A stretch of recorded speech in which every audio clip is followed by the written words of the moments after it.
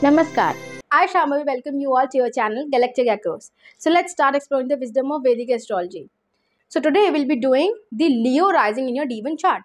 So how this Leo rising it lays a basic foundation in your life and why is it important? We'll try to figure it out today. So let's start the video and let's dive in. So if you have got the Leo on the ascendant in your Devon chart, your first house, meaning you, is pure star power. You walk into a room like it's your stage, radiating confidence out of your face, warmth, and a dash of drama. People might see you as a bold, charismatic, playful personality, or even a little extra sometimes, like you are the friend who turns a coffee into a movement. This sort of a person you are. Also, sometimes people might find you a bit arrogant, but it's only their perception. Because deep down, you crave recognition, you want to be seen, you want to be admired, or at least not ignored by people. You want, people to love you as their beloved friend. Your second house, here the Virgo sign falls, and it ties your self worth to practicality, to stability. You are careful with your money, but only so you can afford the good stuff. Now, as long as that good stuff is being purchased by you, you will recklessly spend. Maybe you splurge on a designer bag but keep the receipt, or stress over budgets while secretly dreaming of luxury. So, this is something which is very natural for all the Leo ascendants.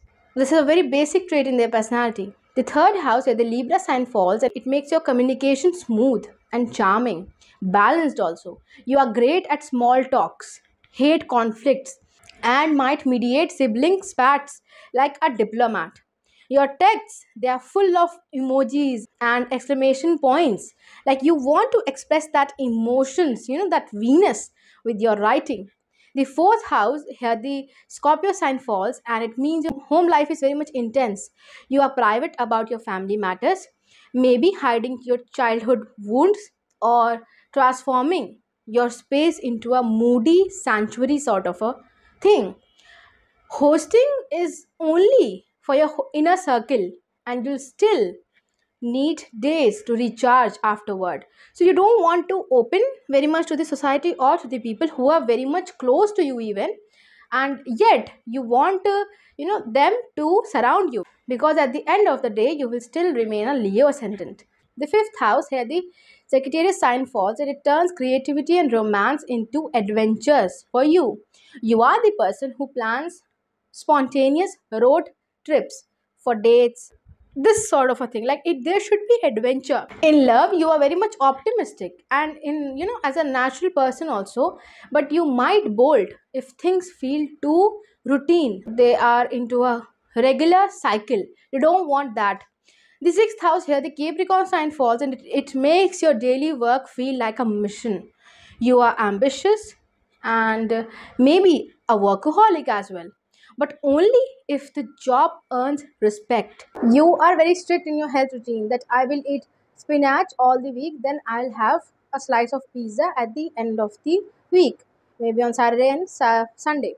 So this is how you balance your work routine. So if you have any problem, health related problem, you have that, you will strict yourself, you will bound yourself that I won't eat it until or unless I get healthy and my body rejuvenates. The seventh house, here the Aquarius sign falls, and it seeks quirky partnerships. You are drawn to rebels or geniuses or friends with benefits setups also. So you want to dig that gold.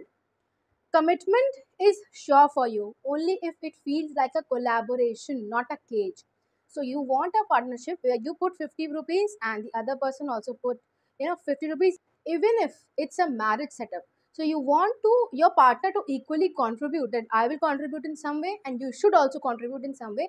Then only we can get into this marriage setup or this partnership setup. The eighth house, here the Pisces sign falls, and it gives you a mystical take on intimacy and shared resources with your spouse after marriage. You are intuitive about others' secrets, maybe psychic about money, but could ignore red flags because of the vibes. So, transformations here in the eighth house, they feel like swimming through fog. You don't know, you cannot see, your vision is not clear, but it is confusing but weirdly poetic and spiritual sort of. So you have certain faith, and that is why you have taken that leap of faith, and you will swim in that fog, in that confusion, because you have that courage and you have that faith that I will reach to my desired destination after this transformation. The ninth house where the Aries sign falls, and it makes your beliefs fiery and impulsive. You will debate philosophies passionately, and you will book a last minute flight to Bali, or you will quit a job to find yourself again. So this is a sort of personality you are, because the Aries sign fall in your ninth house. You are very much fiery. You can also inherit the fiery traits through your father. It should be very much strongly placed, right? Like, either it is, it can be in the extreme, either debilitated or exalted, or in a Mudrikon Rashi, means sitting in the ninth house itself. Your 10th house here, the Taurus sign falls, and it shapes your career as a something stable but luxurious sort of. You want a job that pays well and it feels satisfying, like running a bakery or investing in real estate, because you are passionate about those things. You are the reliable one who also drives a vintage convertible. So this is a sort of that, if you are leading that rebellion also, you would portray as if it is very much necessary for the society as a whole.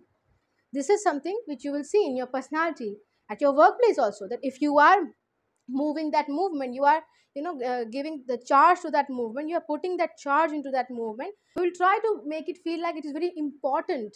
Because if it is not important, then these things won't happen, which will affect us, which will harmly affect us. So this is a personality you have, being a Leo ascendant. 11th house here, the Gemini sign falls, and it means, friends, love your wit and curiosity. You are the group's meme leader, starting group chats that spiral into chaos. But you will ghost if things get boring. You will just get out of that group, or of that particular your friends group, very secretly, because it is getting boring. So you want that continuous, consistent chaos and thrill in whatever group you are in, be it your social circle or in your close friends groups also. Finally, the 12th house here, the Cancer sign falls, and it hides a tender, moody side of yours.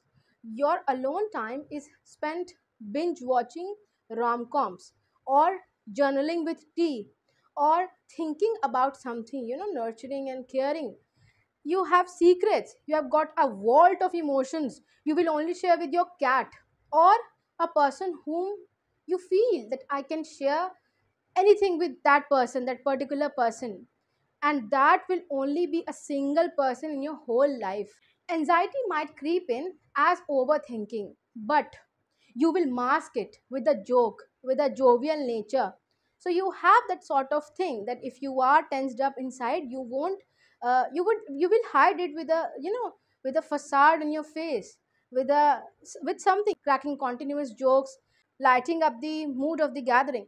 So you are that sort of person that people won't know when you are tensed, or when you are sad, or when you are happy. They won't be able to distinguish it. That is the quality of a king, which is Leo. You have that quality to, hide yourself, to mask your emotions, which are very necessary. So Leo risings, in a nutshell, it gives you that radiant look at me energy all the time, because you are the king. You want to feel like that. But life's not all spotlights. Sometimes you are the lion napping in the sun. Sometimes the clown is making everyone laugh, you know not the king. You are here to shine, but don't forget to let others grab the mic too. You should give them equal opportunity. After all, even stars needs constellations. You have to constantly remind this to yourself. So this is how you will interpret this Leo rising in your Devon chart. If you really like this content, do not forget to like this video and share it with your friends and family. And also do not forget to subscribe to this channel if you want to see such regular quality content. Thank you.